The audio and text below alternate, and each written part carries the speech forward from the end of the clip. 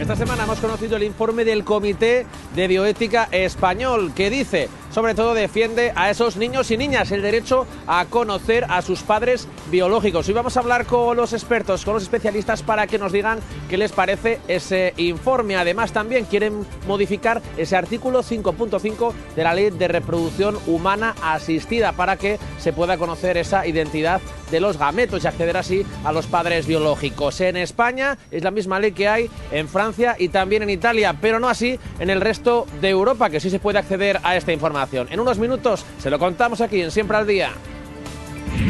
Bueno, también les queremos hacer otra pregunta. Si creen que los niños concebidos por reproducción asistida deberían conocerse, debería saber pues quién son esos donantes de semen, de óvulos. Es algo que además pues en España se mantiene el anonimato, ¿no?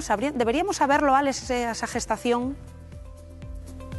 Así es, María. Esto va a suscitar bastante debate porque esa modificación que proponen hacer en el artículo 5.5 de la Ley de Reproducción Humana lo que propiciaría sería que los niños y niñas nacidos de esa reproducción asistida pudieran conocer finalmente a sus progenitores, a esos padres biológicos. Y, pues bueno, lógicamente pues hay un debate sobre la mesa. Hay que decir que esta ley, esta modificación del artículo 5.5 de la Ley de Reproducción Humana, hay un informe de ese comité bioético español que lo que dice es que tan solo en Europa con España está Francia e Italia. Tiene una legislación parecida en el resto de Europa. Esto no es así y recomiendan que se cambien, sobre todo para eliminar ese anonimato en la donación de gametos y propiciar de esta manera que puedan conocer esos hijos e hijas de la reproducción asistida pues a sus padres biológicos. Vamos a hablar con los expertos para ver qué nos cuentan sobre este tema.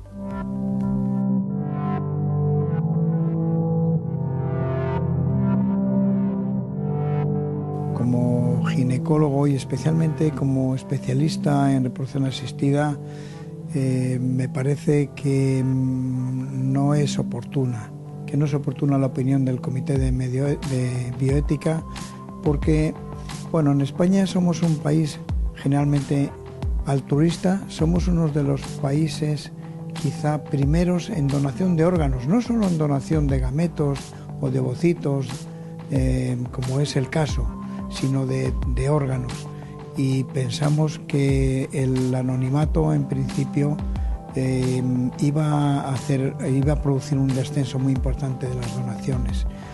Pero no solo eso, es que además el anonimato en el caso de los donantes de óvulos o donantes de semen está salvado en el sentido de que si hubiera alguna anomalía, y la ley la recoge así, si hubiera alguna anomalía genética, ese anonimato puede romperse de una forma parcial, porque el juez puede tener acceso, a través del juez puede tener acceso a esos datos que son importantes para la salud del ciudadano. La ley española en este caso se comparte también junto con Francia y junto con Italia, que son idénticas, muy parecidas, pero en el resto de Europa no se permite ese anonimato en los gametos. Sí, efectivamente, esa es una de las razones precisamente para que los ciudadanos de estos países que deseen tener hijos tengan que venir precisamente a España a hacer este tipo de tratamientos. Si en España estos tratamientos los donantes dejaran de ser anónimos, descenderían el número de donantes y evidentemente sería un perjuicio para muchas parejas españolas que tendrían que desplazarse a estos otros países, a los países en los cuales el anonimato todavía se conserva. La paternidad o la maternidad realmente se forja en los primeros días, en los primeros años y en la crianza del hijo, más que en la procedencia del gameto que produjo ese embarazo. Ahora, esto es un debate social, y ahí estamos, un debate entre los profesionales que nos dedicamos a la reproducción asistida y un debate de los comités de bioética.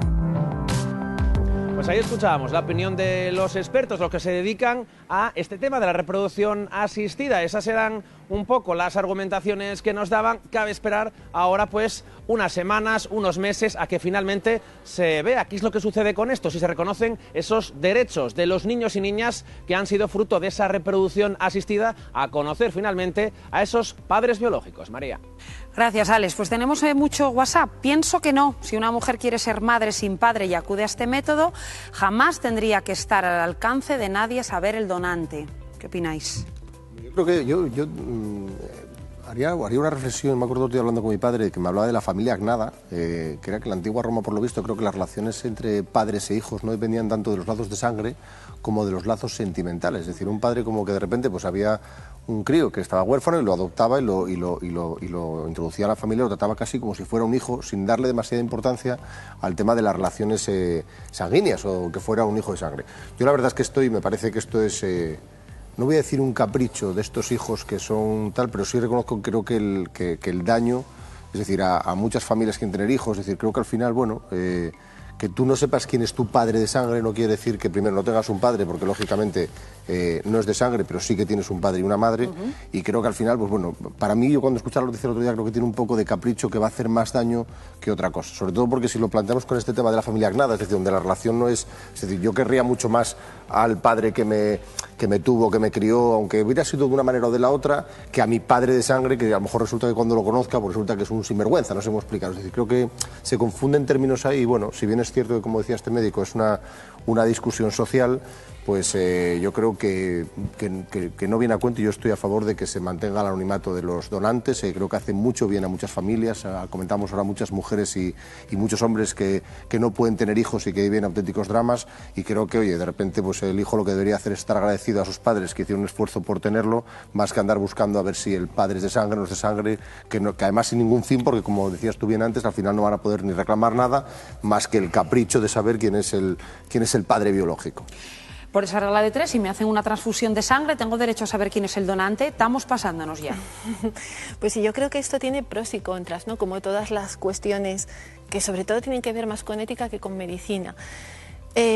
¿Cuáles son los pros? Pues evidentemente en ocasiones es importante para conocer los antecedentes de salud, pero eso ya está previsto en nuestra ley. Es decir, en nuestra ley ya está previsto que los hijos reciban información general sin identidad y las madres receptoras también de los donantes, y que en circunstancias extraordinarias en que por razones de salud pueda peligrar la vida, podamos tener acceso a la identidad del donante con la finalidad de, por razones genéticas, poder conseguir una solución a la enfermedad que pueda padecer el hijo, ¿no? Eso ya está previsto, con lo cual el resto de razones, la curiosidad por conocer a quién es tu padre, pues yo creo que se queda en mera curiosidad, y que eso va a restar donantes, porque al final, vaya, si yo dono, yo quiero que mi donación sea anónima.